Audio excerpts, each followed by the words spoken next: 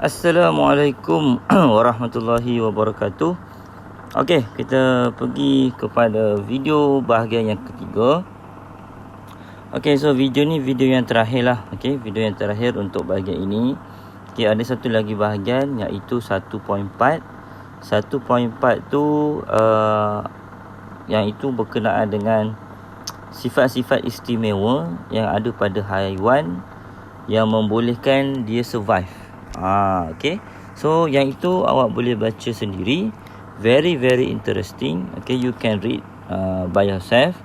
Okay, kalau tak faham apa-apa boleh tanyalah nah. Alright. Okay, so 1.3 berkenaan dengan stimuli and responses in plants.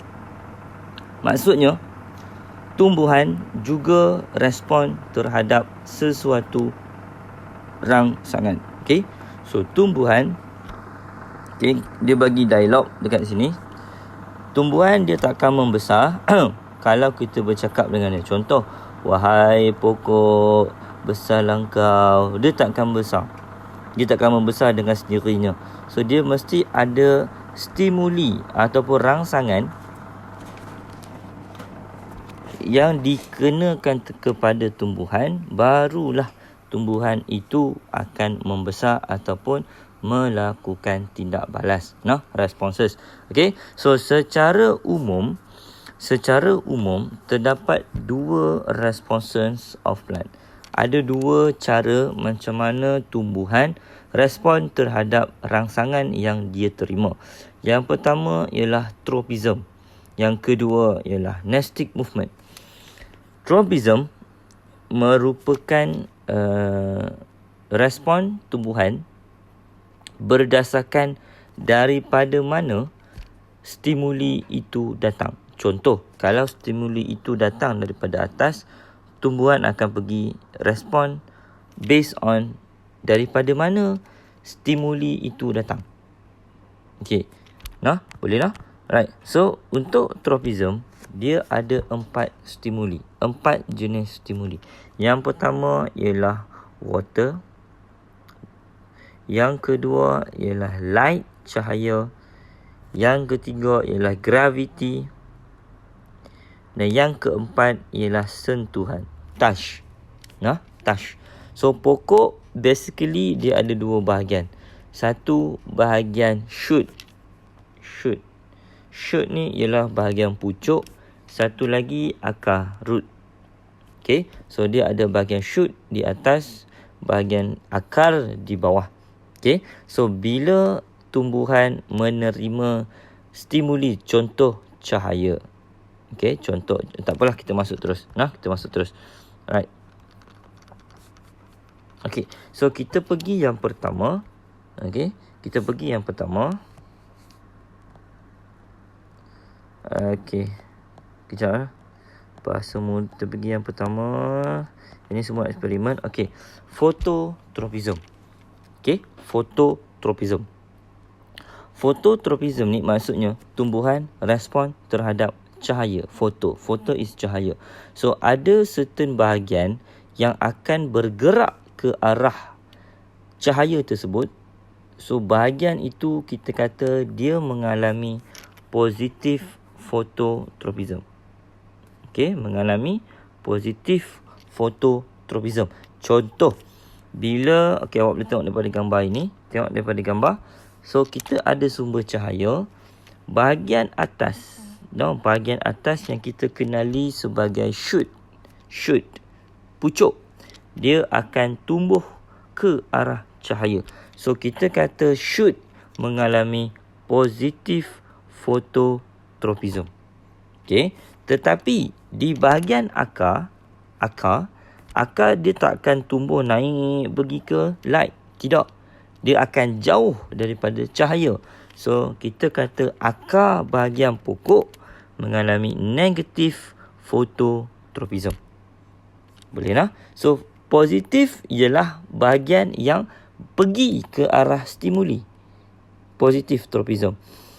Negatif tropism ialah bahagian yang jauh daripada stimuli ataupun bahagian yang tidak bergerak ke arah stimuli. Yang itu kita panggil sebagai negative tropism. Okay, so cikgu harap awak clear yang tu nah. Alright. So kenapa shoot? Kenapa pucuk pokok pergi ke arah cahaya? Sebab untuk mendapatkan matahari lah, untuk melakukan proses fotosintesis. Okay, yang kedua ialah hydrotropism. Hydrotropism ni rangsangan dia ialah water. So daripada gambar awak boleh nampak. Okay, boleh nampak daripada gambar. Yang akan pergi ke arah water ialah akar. Okay, akar pokok root akan pergi ke arah water. So kita kata dia ialah positive hydrotropism.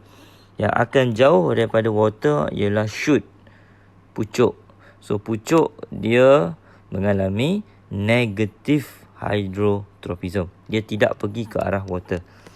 Okay nah? Alright.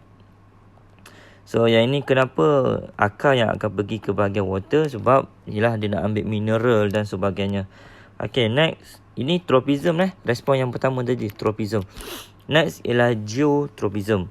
Geotropism ni ialah tumbuhan respon terhadap graviti. Daripada sini pun you boleh nampak. Walaupun pasu ini terbalik, okay, akar root akan tetap tumbuh ke bawah. Kenapa? Sebab dia mengikut graviti. Graviti daripada bawah, so dia akan pergi ke bawah. So kita kata akar dia ialah positive geotropism. Okay, dia ialah positive geotropism. Dia tumbuh mengikut arah graviti. Okay, tetapi shoot negatif. Pucuk dia tak akan ikut ke bawah sekali. Dia akan tetap naik ke atas. So shoot mengalami negative geotropism. Alright. Okay, next. Yang last sekali ialah thigmotropism. Thigmo ni stimuli terhadap sentuhan. Okay, stimuli terhadap sentuhan. Okay, contohnya dia bagi contoh kat sini, tendrils ataupun twining stem. Tendrils or twining stems. Right? So tendrils dekat sini bermaksud dia ada macam benda-benda yang berputar macam ni. This one. Dia macam mana? Cikgu boleh lukis untuk awak. Dia macam naik, betul dia macam dia macam berpintal-pintal. Bila kita sentuh dekat bahagian sini, nanti dia akan macam tu. Dia akan ikat naik ke atas. Macam tu. Selalunya ini dia dekat bahagian atas, bahagian shoot, bahagian pucuk. This one. Okay. So bila ada sahaja dia sentuh sahaja, contoh dia sentuh ranting pokok, batang ke apa dan sebagainya, dia akan lilit, dia akan naik ke atas. Macam tu. Yang ini pula ni pokok apa ni? Cucumber, pokok timun.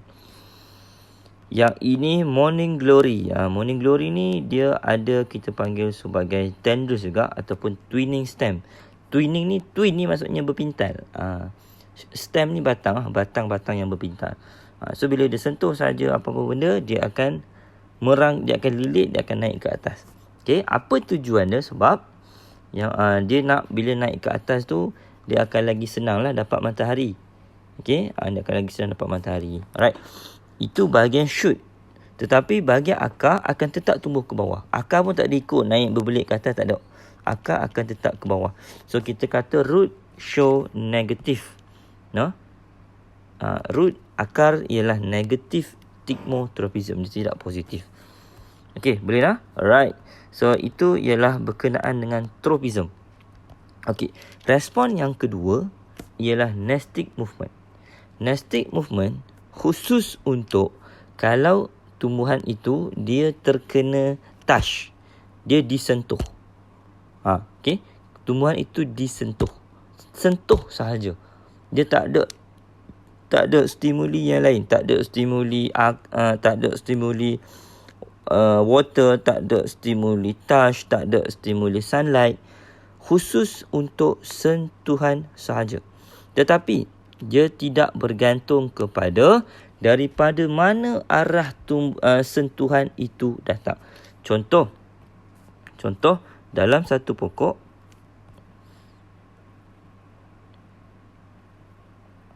ni ada akar, ni ada daun. Okey.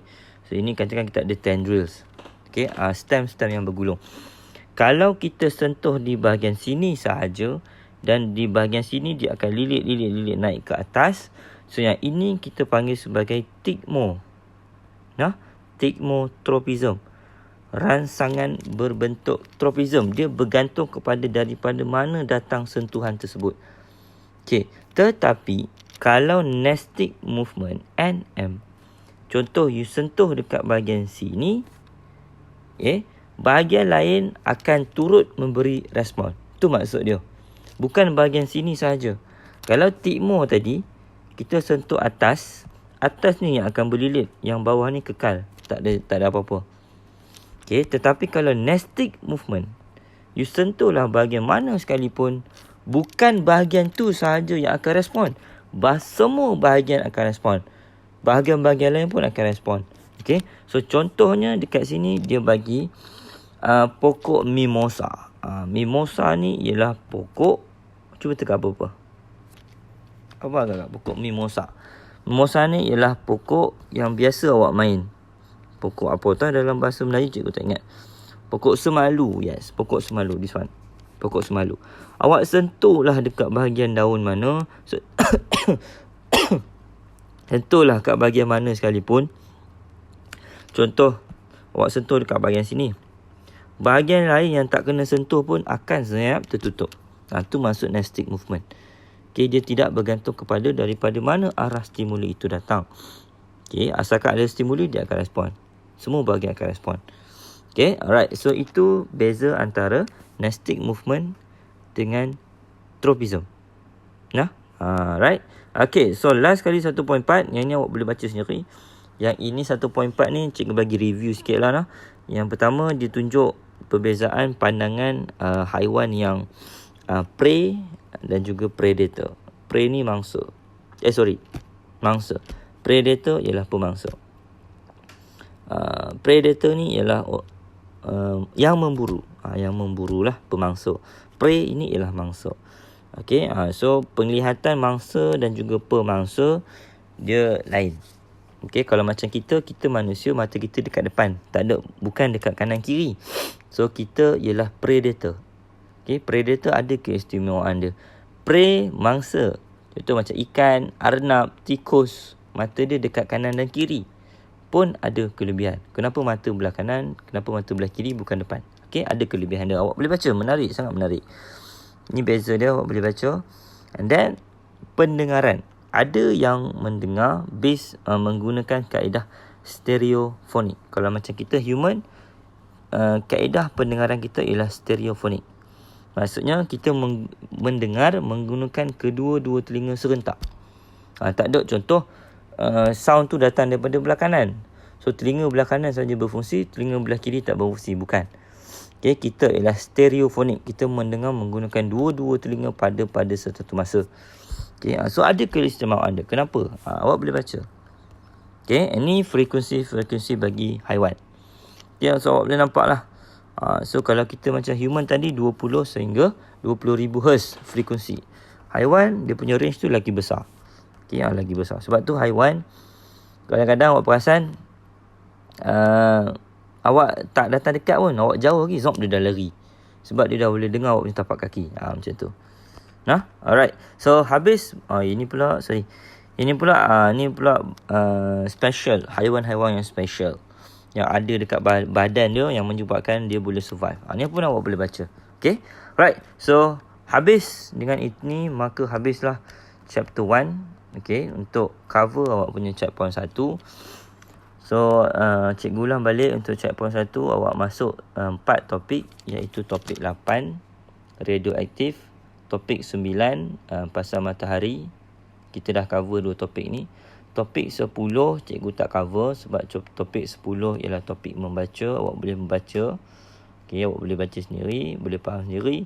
Dan topik 1, this one lah, topik responses and stimuli. Okay, so 3 topik cikgu dah cover. 1 topik awak kena membaca sendiri. Okay, so cikgu harap walaupun banyak kekangan yang kita alami untuk kita cover ke-4 topik ni sebelum awak punya checkpoint, cikgu harap kekangan-kekangan tersebut tidak menghalang awak untuk awak perform dalam awak punya checkpoint 1. Okay, so cikgu minta maaf segala kekurangan daripada cikgu, dan cikgu ucapkan all the best untuk awak punya checkpoint 1. Okay, buat yang terbaik. Okay, study elok-elok, study awal, jangan study last minute. Okay, insyaAllah awak boleh berjaya. Cikgu doakan kelas B dan juga kelas E, okay, kepada adik-adik yang cikgu sayangi, berjaya dalam checkpoint 1. Okay, so good luck and all the best. Sekian, Assalamualaikum warahmatullahi wabarakatuh.